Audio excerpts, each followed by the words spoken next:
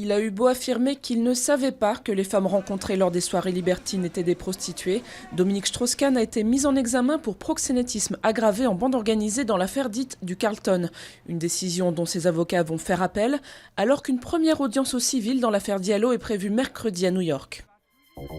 Faut-il diffuser la vidéo montrant les tueries de Mohamed Merah?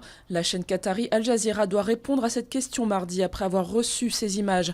5 jours après l'intervention du raid, la mort de Merah continue de faire des vagues. Son père veut porter plainte contre la France, une intention jugée indécente par le gouvernement.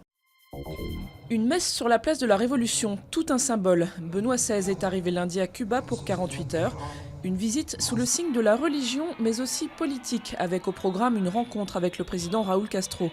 Mais c'est une autre possible entrevue qui focalise l'attention, celle avec le leader Máximo Fidel Castro, ancien admirateur de Jean-Paul II. Les conducteurs franciliens vont devoir lever le pied mardi pour cause de pics de pollution atmosphérique, un phénomène observé depuis plusieurs jours dans la région. Conséquence, la préfecture recommande de réduire la vitesse maximale autorisée de 20 km/h et d'une manière générale de limiter les déplacements en voiture. Son journal, récit de la vie clandestine d'une adolescente juive pendant la Seconde Guerre mondiale, a touché des milliers de lecteurs à travers le monde.